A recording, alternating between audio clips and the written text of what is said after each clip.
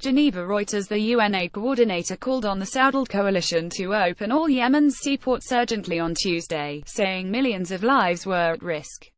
Cooking gas cylinders are lined up outside a gas station amid supply shortage in Sanaa, Yemen November 7, 2017. REUTERSKhaled AbdullahThe Saudiled coalition fighting Yemen's Houthi movement said last week it had closed all air, land and seaports in Yemen to stem what it said was the flow of arms to the Houthis from Iran. We have some 21 million people needing assistance and 7 million of those are in famine-like conditions and rely completely on food aid. UN Humanitarian Coordinator for Yemen Jamie McGoldrick said. The continued closure by the Saudiled coalition of critical seaports and airports is aggravating an already dire humanitarian situation. I think it poses a critical threat to the lives of millions who are already struggling to survive. McGoldrick was speaking to reporters in Geneva by phone from Amman, because he said flights into Sanaa were blocked.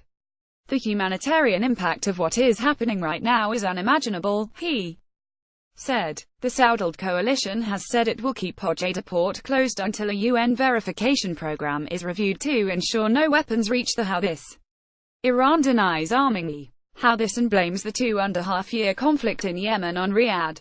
McGoldrick said the Saudi plan to supply Yemen through the Saudi port of Jizan in the north and Aden in the south was too complicated, dangerous, slow and expensive, adding an estimated $30 per ton to every shipment. We would ask that the coalition opens all the seaports as a matter of urgency and allows humanitarian and other supplies to move, as well as the movement of aid workers, he said. Humanitarian agencies had been successful in preventing famine and tackling a cholera outbreak that has sickened more than 900,000 people in 6 months and killed over 2,200. This import blockage will reverse those gains and leave millions of people in a very precarious situation as we move ahead. The humanitarians are just holding things together, waiting for a peace process which is very much in the distance. The north of the country, home to 78% of the population, had 20 days stocks of diesel, crucial for pumping water and fighting cholera, and 10 days stocks of gasoline, with no prospect of resupply soon, he said. Yemen had commercial wheat stocks for 3 months for the entire population of 28 million and about 120 days of rice.